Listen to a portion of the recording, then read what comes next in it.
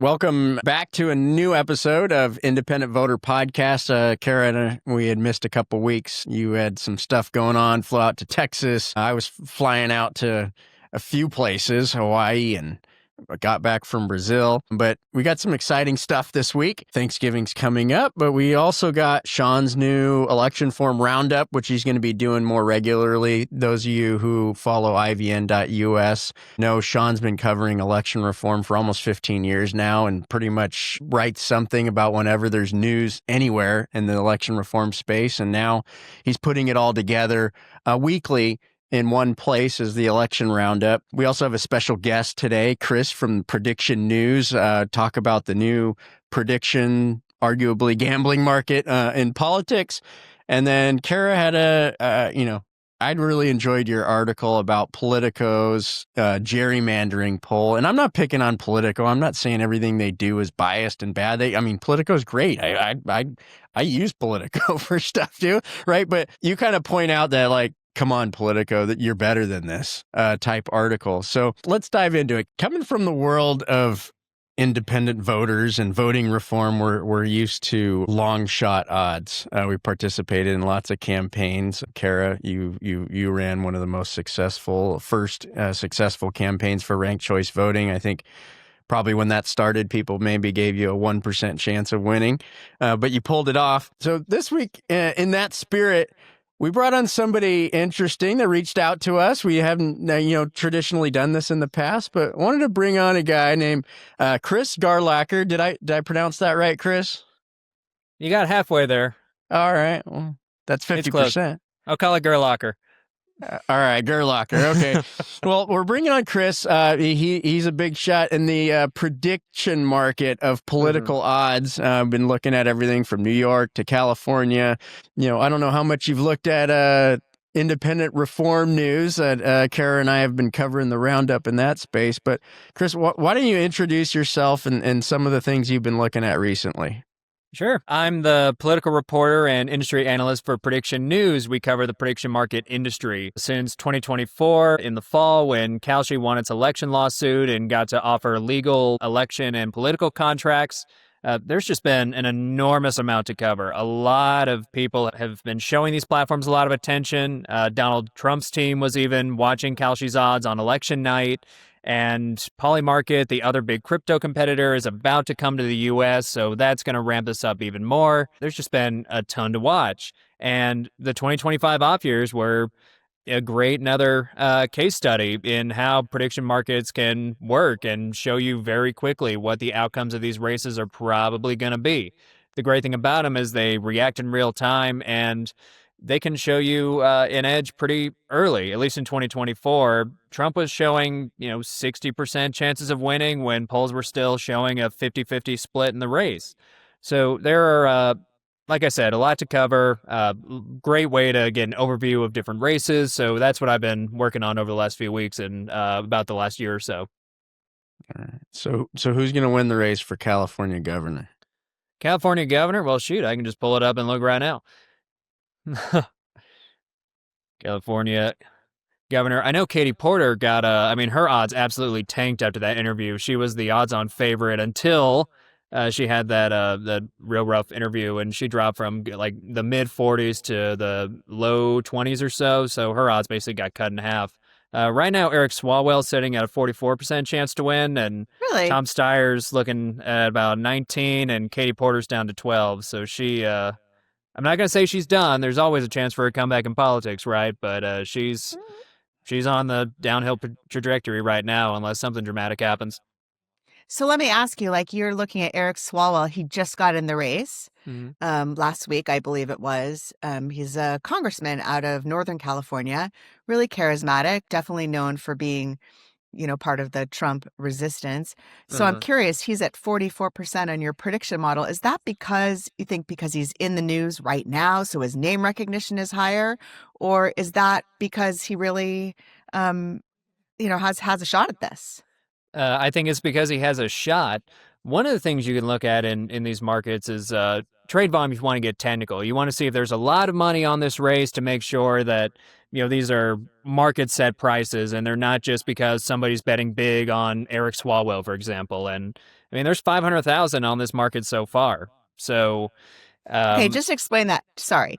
There's sure. $500,000. So people with $500,000 in American cash are in a market about the California governor's race. Yes. Is it just about the primary, or is it about the general, or is it two separate I'm deals? looking at the general. Okay, so you're looking at the general. And well, we have a top 2 primary in California. So you're looking at the general, and $500,000 right now is sort of invested in the outcome. And can people sort of like buy and sell, or are they stuck until November 2026 once they're in? Oh, you can buy and sell in real time. That's the other perk is it's not like a sports book where you're just locked into whatever bet you make at the beginning of the year. You know, Eric Swalwell goes up to say 60% and you say, okay, I want to make my profit. I bought a 44, I'm out. You have the flexibility to do that. So interesting. So also, can you short? Like, could I have Yes. shorted Katie Porter after her comments at that news station, for example?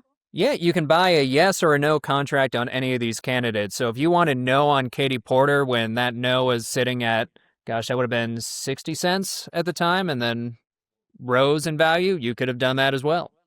Interesting. And so all the money is flowing through what entity? This is Kalshi. So Kalshi launched, I believe, in 2020. It just got its DCM certification. It's licensed to offer this exchange from the CFTC, like at the tail end of the Trump administration.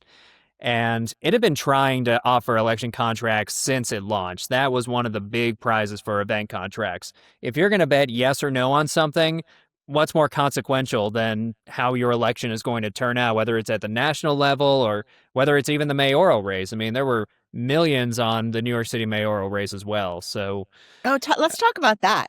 So, how much did people make who put money on Mamdani, for example, to win?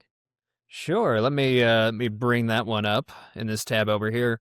So Mamdani, it depends on when you bet on him. Before the primary, he's opened at like 1% odds. Cuomo looked like he had it locked up. Yeah. And then as Mamdani gains traction, he starts to creep up to the teens, to the 20s, and then the odds flip on primary night. Once he is the presumptive winner on, I think, either the night of or the night after, I mean, he's sitting in the high 70s, low 80s all the way to election day. Okay. So if I bet on him when he was still just, one little assemblyman from Queens that nobody thought had a chance, then I could have actually made quite a lot of money this past November. Sure. I mean, if you're, say you're buying all those contracts at 10 cents each and you win at the end, every one of those winning contracts pays $1 each. So that's a 10x return on your money right there if you're right and you catch it early. So how much money altogether was on that mayor's race bet in your New York City? So New York City mayoral election, trade volume was at 121 million. No kidding. It got a lot of attention and it showed. Wow. Well, is there like an average age of people who are participating? You're probably looking at that 25 to 34 male demographic. Got it. So it's not all young men, but it is a lot of young men attracted to this platform. Yeah. Well, it's certainly interesting, a new thing. We are on the Independent Voter podcast. This is fun and interesting. I'm going to ask you one question you might get, and you might have different answers from our audience. I'm sure would be divided on this issue. So what's your answer to the question to say, well, this is just another form of gambling, one, and then aren't you just opening up Pandora's box? And we've just seen the national news about the NFL and the NBA scandals, and then we had the betting on baseball, and oh great, now we're going to start seeing those issues rise in politics. What's your answer to that? My answer makes me unpopular in both industries. So yes, a lot of people use this as a gambling platform, but it's not what it's intended to be. And I think it even caught the founder, Tarek Mansour, off guard a little bit. He founded this, thinking about, elections, of course, but also like economic indicators, inflation rates, what's the what's GDP growth going to be this year, this quarter, things like that. So I think when sports took off in particular, I think he was surprised at the casual use that comes on this site. There are responsible trading tools on these platforms. So Kalshi offers your ability to set trade limits, time limits, things of that nature. But the nice thing about prediction markets is still they offer you these hedging opportunities. So if you're in finance, if you want to, offset some risk in case, say, Harris wins the election and it's 2024, you're worried your taxes will go up. You can trade on a bunch of Harris contracts, and if she wins, you get a payout from Harris winning. And in theory, that should offset whatever you fear you're going to have to pay more in taxes. That's a hedging use. And then there's the forecasting use. There's a lot of enthusiasm in this space about the wisdom of crowds, right? Harnessing the insights of a diverse crowd so you can get an overview of what traders really think is going to happen next about any event. This has been used even in weather futures since the 1990s. I mean, this is very, very old. Is this a good thing? You are political. You're avoiding the question. Is this a good thing? Is it a good thing or a bad thing? It comes with pros and cons. The gambling concerns are real, and it's something that the finance industry hasn't had to deal with before at this level. I mean, using the stock exchange as a gambling platform is not a new problem. There's a researcher in California who specializes in that question. But it's going to be more upfront with platforms like Kalshi that are focused on retail traders, ordinary people. So this is going to be a continuing issue for them, and it is a real problem. It is a real issue that they do have to continue to confront. They can't stop at the responsible gaming or trading tools they have now. They're going to have to be proactive here. I've said elsewhere they have a lot of lawsuits against them about their sports contracts, and I don't think those are the most dangerous things for them. I think a serious responsible trading scandal is going to hurt them more than any of the lawsuits they're in regarding sports. So yes, there's hedging utility. Yes, there's forecasting use, and I do like the political forecasting. That doesn't mean the problem gambling is not going to be a concern on these platforms during these boom years. Right. Well, I'd like that answer. There's nuance to almost everything. That's why we're the Independent Voter Network. We try to talk. There's different sides. There's nuance. Chris, I'd invite you back as these issues inevitably will bubble up more. We also invite you to contribute an article on IVN about the prediction market. Why should independent voters care, and what are those those nuances? And we appreciate your time. Like you said, this is a new market. We're happy to have you on. Cara, do you have any parting words or questions for Chris? I guess I was just curious, are there any politicians who are betting on the prediction markets, like betting on themselves or that you know of? I'm really glad you asked. There is a California gubernatorial candidate, Kyle Langford. Okay. He was running as a Republican. He is not a talented candidate. He has other problems. Earlier this year, he put $100 on himself to win. I believe it may have been in the primary. I have to double check which market it was in. But he places $100 on himself on Kalshi, and he tweets out, "Hey, if you want to support my candidacy, go buy my contracts." Now, Kalshi caught that very quickly and shut that down. So his price briefly rose from like 7% to 28%, and then back down to where it was. So the market corrected. He couldn't just artificially inflate the market and then cash out. But he did reveal a vulnerability that Kalshi had in the spring. And one of the things you're going to be able to watch in the midterms when the House is up for re-election and when a third of the Senate is up, we're going to see whether these know your customer protocols that prevent these kinds of things in the first place are going to be effective. So, ask me back in a year and we'll either be talking about a great success on the platform or we'll be talking about gross negligence. All right. Well, it's great. It's great to meet you. Thanks for being on our show. We really appreciate it. Oh, thanks so much for having me. All right. Take care. Bye, guys. You can do that. I mean, that was super fun. So, Cara, are you going to run home and short Eric Swalwell, or you think he's got a shot for governor? I mean, so I kind of have, just between you and me and all the people listening, I kind of have a crush on Eric Swalwell. But I think it is really interesting that he is so, placed so high. And I think if anybody wanted to short him, that probably would be could be a good bet, right? Well, I feel bad. Well, didn't Klubeck dropped out, so that increases chances, and then he and his his supporters went and endorsed Swalwell, so that's got to be worth something, right? So I didn't realize that Klubeck got out of the race. Don't forget he has like at least he got three out, supporters. He got out, and now he endorsed Swalwell. So interesting. We could have when we saw that tape on Katie Porter with her, in the newsroom saying like stop the newsroom and having that really bad media day. Apparently, she was at the top. But do you really think that hurt her campaign as bad as the betting market thinks? I mean, do you think the fact that she had this whatever bad news thing, like, you really think it hurt her campaign as much as the betting markets indicated? I mean, they went so far to make probably did. I mean, I'm just sort of reminded of think little moments like this in politics, they do matter. Like, think about the Howard Dean scream in Iowa, but that was a different kind of in the middle of the election. And like, isn't there an argument to be made? I mean, especially California governor at this point in the race is like a big name ID game, right? Like the biggest thing is just name ID. People recognize it. Is like, will people even remember why they heard Katie Porter in 6 months from now or 3 months, as we get into the heat? I don't know. I don't know the answer. I guess I should bet on it or something. You could, right? Yeah, we could actually bet against each other, and we could, have some bragging rights there and some extra money in our pocket. But like Katie Porter, or less money in our pocket, or less.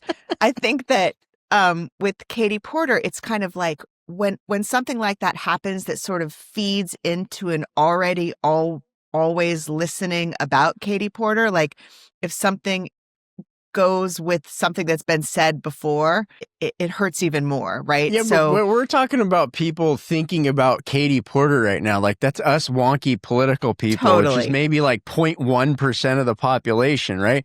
There's probably 50% of the population that I think I've heard that name before, right? And they don't, right? And so that's what I'm talking about, just the name, the brand recognition awareness. Like, isn't there an argument to be made that maybe she actually benefited from it because right?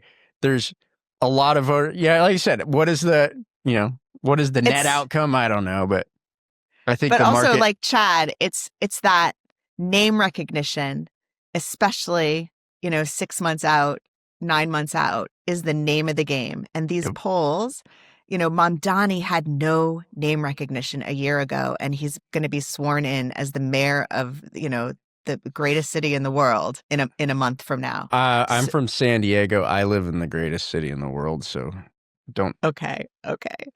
But yeah, it's definitely name recognition is the whole name of the game in these polls, especially early on, and people making predictions about. Nobody would have predicted that Mamdani was going to become mayor of New York City. And here we have this sort of extraordinary event about to happen where a socialist is about to become mayor of New York City. It's quite something. I mean, we've been saying that socialists have been elected for a long time. I think this is the first time we have somebody who just says, I'm a socialist, that has been elected, right? So yeah. Cara, welcome back from Maine. How are you doing? And then, what do you think of Shawn's roundup? I'm doing good. It's really good to see you. I missed you these past couple of weeks. We really have to try to see each other once a week or I'll have withdrawal. Everything's good. My kids are home from college for Thanksgiving break. And so that's super exciting. We're empty nesters for the first time. And so it's lovely to have them come home. Your nest is emptied and mine's filled up. Yes. It goes fast, Chad. It goes very fast. So cherish it, even though, what do they say? They say the days are long, but the years are short. So anyway. It's so true. It's so true. So Shawn's roundup is really good this week. I mean, basically, we have a situation where the number of independent voters, it just continues to grow at a historic rate in every single state nationwide.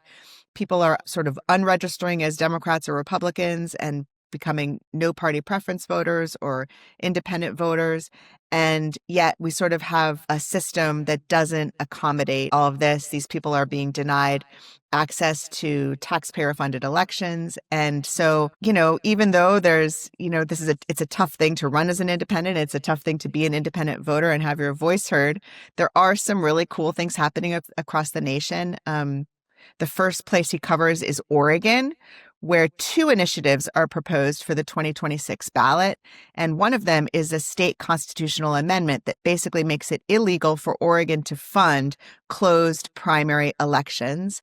And then the second initiative establishes sort of a legislative framework for people to be able to make a choice. So you either take part in the nonpartisan top 2 primary, in which all voters and all candidates can participate on one ballot in a taxpayer-funded election, or if you're a party, you got to pay for it for your nomination process yourself. So, well, let's take on that one in Oregon, which would I think bring up a interesting question, right? There's a lot of people who say, well, like legally, why do taxpayers fund party primaries, where in most states they're private elections, right? That's why you can have closed primaries, because they're really for the benefit of the party, not the public, right? There's public benefit arguments to be made. Those arguments haven't been successful in court, right? Because essentially courts are going to say, well, if the legislature said it has a public purpose, we're not going to second guess that. So, but now, if you pass an amendment in Oregon that's, a constitutional amendment that says, no, you're not going to fund closed primaries,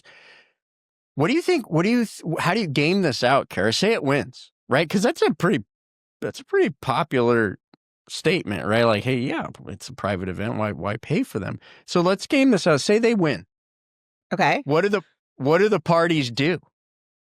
They say, great, we're just going to go to caucuses, or sure. We're going to go back to conventions. We're going to go back to our smoke-filled rooms, and decide in a back room who the nominee is. They won't have to have elections anymore. Arguably, that could be worse. Right. Okay, so then now the second one wins. Okay, parties make that choice. The second one wins, and they say, okay, well, the state still is now obligated to run this nonpartisan primary, right? Where you're going to have anybody who theoretically doesn't get the Republican or Democrat domination. Now game that out. Does that bring public credibility to a new process that maybe does compete with the parties? Sure. That would be great, right? Mm-hmm. Any more competition, we're always for that. Mm-hmm. So it's just interesting because, some people say, oh, they'll go in the back room, then people won't participate in the public. I think you end up having this interesting fight. I don't know my answer on the Oregon stuff. I just think it's an interesting approach that brings up some interesting questions, right? Absolutely. And in Nevada, it's another sort of a new approach to doing this. Basically, in Nevada, they're collecting signatures. They have something called a voter's Bill of Rights, and they're going to try to update their voter Bill of Rights, which was added to the state constitution by Nevadans in 2020, to include full participation in all publicly funded elections without limitation, including but not limited to any requirement to affiliate with any private organization such as a political party. So this basically now explicitly will state that independent voters have a right to participate in taxpayer-funded primaries. But then it puts the kind of the type of primary, whether it's going to be top 2 or top 4 or something different, it puts that decision into the hands of the legislature. Personally, I love this approach. Nevada just went through an attempt to have an open primaries with the top 4 system and use ranked choice voting last election cycle. I think the messaging for that was kind of overwhelmed by the presidential campaign for obviously reasons, right? It did not win at the polls. This is a very interesting approach. I think it's smart, right? And it really forces a conversation, right? Because, if you go and say, let's replace the closed primary with this system, right? It gives the opposition the opportunity to just poke holes in this system, right? Right. Where you say, hey, we're just going to have an amendment to say, you can't exclude everybody. You can't have a process, right? Because we know that's a winning argument, even with Democrats and Republicans who like the Democrat and Republican argument, because at the end of the day, it's whether it's you're talking about small d democracy or small r representation, right? It's kind of hard to argue against that, don't you think? It is. It's much easier to say, like, well, how are you going to break a tie with a ranked choice voting election? You can throw all kinds of things into the mix when you're trying to pass a specific way of holding the primary or counting the ballots. I think it is really smart to try to just open it up.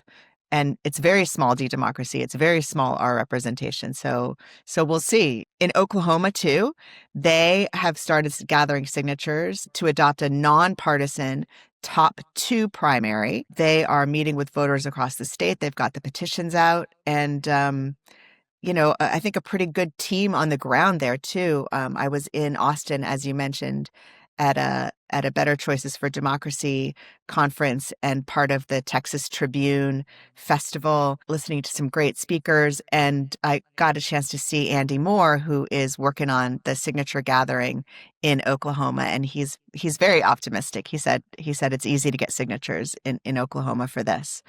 So, and they have hundreds of volunteers too, which is exciting because, the more that you involve like everyday real people in doing the democracy, it's good for our democracy. I've always said this, like all the campaigns that I've worked on, it's been the people, like they want to do something. They're like, well, what can we do to make it better? And when you say, oh, you can go gather signatures, that's a very real thing that people can participate in. You don't have to have any experience. It gets you out there into the world with your, our fellow citizens, and it's real. Like, but also on that point, though, right? It is very real. I totally agree with you. I mean, in San Diego, we've gone through kind of 2 throws, I call it, of going at the council to do what we call a more choice initiative, which simply instead in San Diego we have nonpartisan municipal elections. So we've had a top 2 system since the beginning of time, right? So that's great. You get 2 candidates go to the general election, right? We know there's half the turnout in the primary. So obviously candidates that have large amount of funding and the political interest that be have a significant advantage to get through that primary. So we brought a proposal to say simple, hey, instead of advancing 2, let's advance 5 and let's rank the 5 in the general election, right? Let's put the meaningful vote in the general election, right? Great. We've done three polls now in San Diego and Chula Vista, which is just south of San Diego. It's actually technically in the middle of it because San Diego wraps around it. In every case, we show 70% support as a baseline, less than 20% opposition, the rest undecided, right? And so in most cases, politicians will go, well, yeah, I got to support this, right? Yeah. But we haven't been able to get through council. Now, the resistance to doing petition signatures is not that we don't want to do it. It's that it's incredibly hard and expensive, right? Yep. Like, even if you have volunteers and you have, San Diego, you got to spend over $1 million on signatures alone. And so I don't know if what I'm getting at here, other than, it's great. It's glad that Oklahoma raised the money to manage the volunteers and do the signature gathering there. But these reforms, and that almost by definition, when we're talking about a real nonpartisan reform, is going to be resisted by the folks that are currently in control. Totally. Right? That have the power to put something on the ballot, right? So how do you deal with that conundrum? How did you deal with it in Maine when you got ranked choice voting passed? Well, we started collecting signatures. In Maine, we're really lucky. So you can collect signatures at the polls. So when people are coming out of the poll, you're allowed to have a little table there and people can come and sign petitions. And it's kind of like part of this civic exercise that you're not only going to vote, it's part of the culture that you're going to vote, and you're going to see what petitions are, people are trying to get passed. And so in 2014, it took us 1.5 years to get the first set of signatures for ranked choice voting, but we did get tens of thousands of them at the polls in 2014 in order to put RCV on the ballot in 2016 for the people's veto, because remember, the legislature repealed our law. So we had to do this thing called the people's veto and collect signatures again. At that point, we only had 90 days. It was the middle of winter. And if we hadn't had volunteers, we would have never been able to make it. But we had 1,800 volunteers kind of come out of the woodwork to help us get those signatures in Maine in 2017, 2018, that winter. Yeah, signature gathering is hard. And it's not just getting a signature, right? The signature has to be from someone who's a registered voter. In Maine, it has to be on a form for the town. So like for Cape Elizabeth, you have to have like a special form for Cape Elizabeth where Cape Elizabeth voters sign. Then you have to take all those signatures to the clerk. And the clerk has to verify that every single one of them are real. And then you have to go pick up the petition again and send it to the state. And then the state has to verify that every single one of those signatures is valid. So it's like, it's hard. It's not. I derailed our conversation about the reform roundup by doing this, but like in San Diego, we deal with validation issues. Like, the person spelled the name of the street wrong, and so they invalidate the signature. It's just totally. It's like these are the things people don't think about. Just go get the signatures. Just go. Okay, well, you got to collect 40,000. They have all these requirements. That costs a ton of money and time. Right? We're all busy. It's time. It's money. It's all granular work. But then again, those are the precious rules that are in our constitutions, that are in our charters, that our ancestors gave us. That's our power as citizens, as distinct from the power of our representatives. So it's like, yes, it's hard, but it's so worth it when you go through the process of doing it. It's so worth it to basically honor the past and to be able to be involved when you've got these legislatures and politicians who resist change at every juncture, that hold on to their power in the way that they do. I'm so happy that we have it in Maine. I'm so happy that you have it in California. I think 25 states have the ability to do this. Right. And, I think, some states want to put it on the table, like Florida has it, but then they require 60%. So in that case, the majority, 57% of the voters in Florida have actively said, I want nonpartisan primaries. But you know what? Florida has minority rule. 43% get to keep their closed primaries. So, there's lots of things. They vary by state, but I want to talk about one more thing today. Speaking of money and politics, is things you have to do. We had to raise a lot of money to do 3 polls right over the course of 3 years in San Diego. You made a point of saying, a story, like you said, I'm not picking on Politico. They do a lot of great stuff. But you had an interesting story that you wrote that about a poll where, I had, Dan Howell, the chairman of IVP, actually brought this up with me. And he goes, did you see this article on Politico? And it's just so inaccurate. It's like almost like, Cara, explain what you wrote, your article, kind of why you wrote it and why this is like, Politico, you probably should issue an apology to your readers. I mean, I'm not going to hold my breath for that. But yeah, maybe 5 days ago, there was this big story in Politico and the headline said, poll. Americans don't just tolerate gerrymandering, they back it.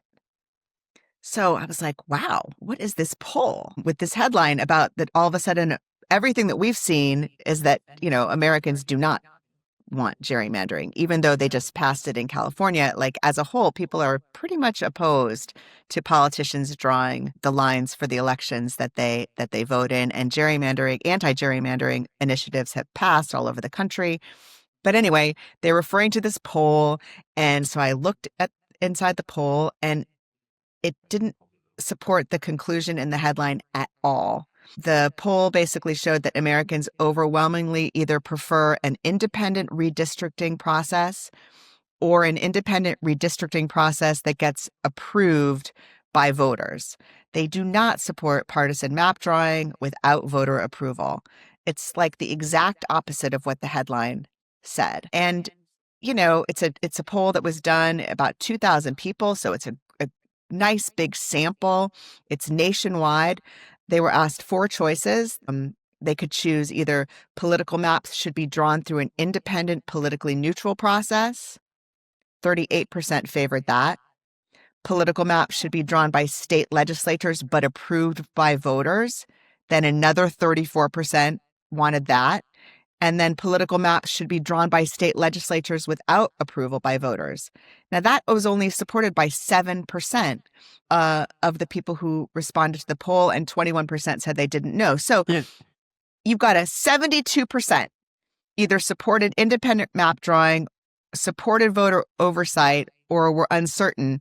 And yet the poll says Americans just don't tolerate gerrymandering. They back it. Right. It's nuts. Well, exactly. If they truly backed it, they wouldn't even need the oversight of voters voting on it. So isn't really the 7% number voters' opinion of pure gerrymandering?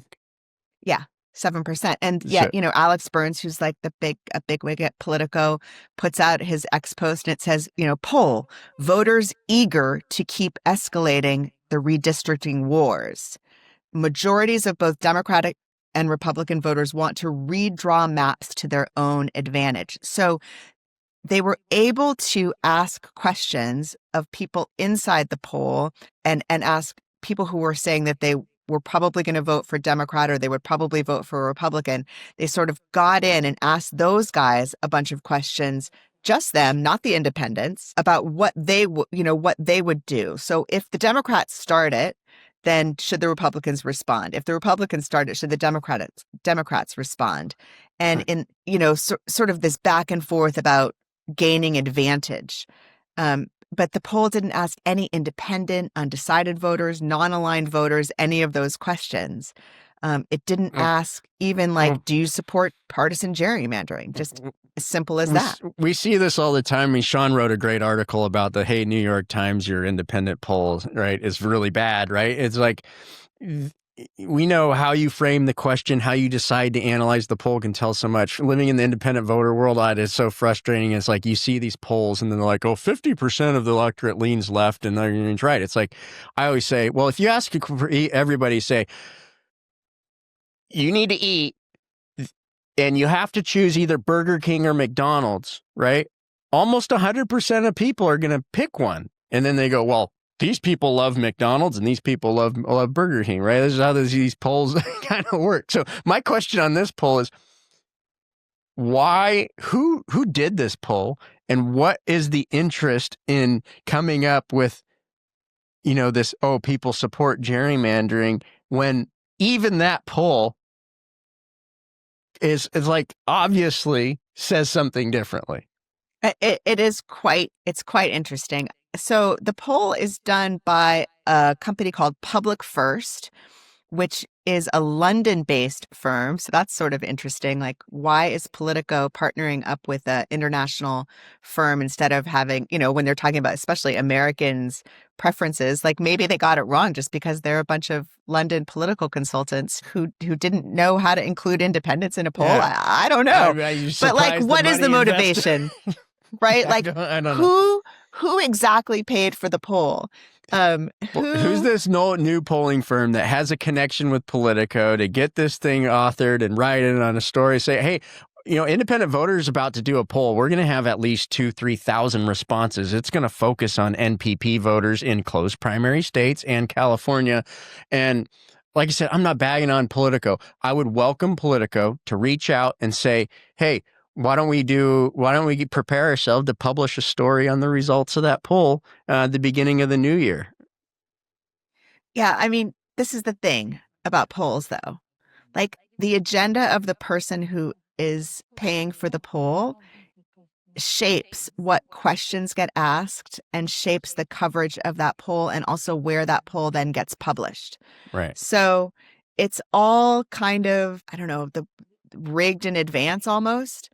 A lot of times a poll that comes out badly won't ever even see the light of day on a particular issue. And so you just really have to, it's buyer beware. You really have to be aware when you're reading about polls and polling results that the person who commissioned the poll, the person who paid for the poll, probably has an agenda, whether it be to promote a candidate who did really well in the poll. But then it's like, what questions do you ask? Mm-hmm. Like, what negatives do you ask about the thing? What positives do you ask? What order do you do it in? And then also, Chad, it's the weighting of the poll. Mm-hmm. So when the results come in, the pollster has an incredible amount of power. And then exactly. To This is wait. going to be the turnout, and this is going to be the right, and Yes. and then how you frame the question. John, who's known to be this superhero, is running for this office, right? Right. Jane, who is most well known for being in jail for 4 years, is running for this. And they go, 99% of people wanted John. Oh, duh. Right. But it's sometimes it's a lot more subtle than that. So they really are trying to get away with being independent. I tend to hyperbolize, right? Cara. I know. I noticed. It's part of my sensational journalism streak. That's right. That's a right. joke. You got to get those clicks. You got to get those clicks. Right. But yeah, I mean, I feel bad that this is the state of things, but as long as we shine light, continue to shine light on it. Remember that story that we wrote about Fox News and the cannabis, just the yes. Completely. I mean, yeah, because at the end of the day, we're also operatives. Cara, you do opposition research. I do communications, right? We have this passion for election reform, but we kind of know how the game works, right? And you can see this Fox story. It's I'm not even saying I'm not a Fox basher, actually. I'm not a CNN basher. I think in the aggregate, it's obvious that they're kind of supporting one of the political teams, right?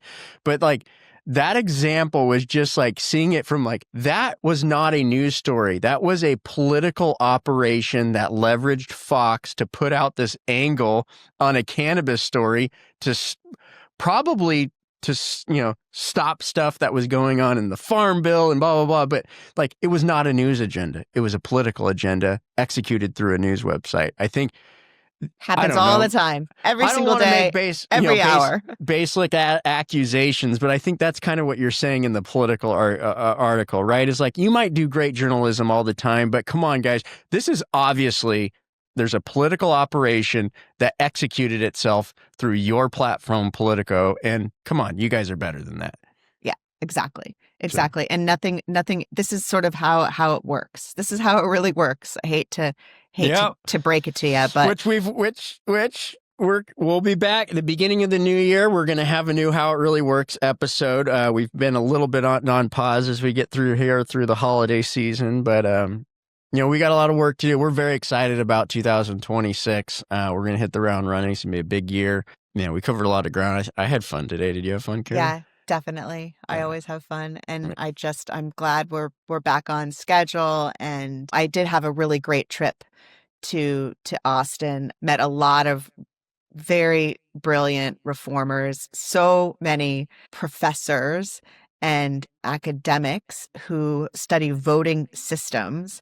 And it's really fun to be with people who they know theoretically what to do. Mm-hmm. Right? They've studied things for 50 years to come up with this is the best way, this is the fairest way to conduct an election. But they're academics, right? They're professors. They're statisticians, they're election scientists. They don't know how to take their work and kind of translate it and get it done. And so it's really fun for me to go into a group like that and at least try to, inspire them to keep going and to realize that you can take very wonky things like, structural reforms and translate them into language and concepts that regular everyday people can understand. And then you can, using our democracy, change the world by changing these systems. So that was fun being in Austin, Texas. Yeah. I loved it. That is the beauty of politics. There's you need everything. You need academics. You need business people. You need to have people who can speak that are more art. You need artsy people, right? Politics at the end of the day is an industry that requires a lot of different tool sets and different types of people. The other thing that happened that was really cool in Austin that I was interested in is that, or that I wanted to tell you about, is there was a woman from Alaska there who I was on a panel with, who is a MAGA Republican. Mhm. And so you have me, this Democrat, sitting next to this MAGA Republican. We actually chose to sit next to each other at dinner after our panel, had the most incredible discussion, just really got along on a personal level. And, we talked about our kids, we talked about our husbands, our lives. And anyway, it's really nice to have had that experience, just that firsthand experience of. I love that story. I mean, I think that's why we have IVN. Look, Cara, you and I don't have the same political ideology or opinions on a lot of stuff. I mean, you said earlier, you said in the show that you have a crush on Eric Swalwell. I don't, but seriously, that's the whole point. The only thing that I kind of don't like about that, it's not that it's what you said, it's the fact that why. I have lots of friends who are, would be characterized as MAGA. They actually support most of the stuff we do in the reform stuff. I don't, it's really non-ideological, a lot of this stuff. And I think when we sit down at the kitchen table, we talk about issues like, should our process be fair? Should we discriminate against people who join this party or that party? And then you take these policies, it's like, we got 90% of the world, probably more than that, are good people. They want fairness at the end of the day. They want people to be honest, right? And then it's the powers that be exploit the 5% of differences we have to make it look like we're this country that's torn apart. Totally. And that's why we have to change the structures underneath that allow us to really express our full range of preferences and open up the system and just keep doing what we're doing. Because, here was this person who could not have been more different than me, probably on 9 out of 10 issues. But we got along on reform, and we got along just on a human level. And I can't wait to talk to her again. I'd love to have her on the podcast. And so, yeah, I mean, this reform work, for sure, my experience in Maine was very much like a Noah's Ark kind of thing. So for every Republican that was on our team, we had a Democrat, and for every Democrat, we had an independent. We really tried to have it be all of us working together to fix the system for all of us, not to benefit one over the other or to try to game things out so that our team would win. It's we want just to have the voters be the ones who win, and who has a system that can accommodate all of their wants and needs and desires, and have it not be so divided all the time. So anyway, it was good. It was nice to go to Lena's Texas. looking at her. She's like, thank you guys are way over time this week. So we're gonna wrap it up there, everybody. Thank you, Cara, as always. Like I said, I think today was fun. We'll see you Happy hopefully Thanksgiving to Happy everyone Thanksgiving. out there. Visit ivn.us to follow the latest in reform, and we'll see you back soon. Thanks, everybody. Take care. This is the Independent Voter Podcast, sponsored by the Independent Voter Project and produced by OLAS Media. Remember, you can always find the Independent Voter Podcast or the How It Really Works series at ivn.us. Follow and subscribe at olasmedia.com.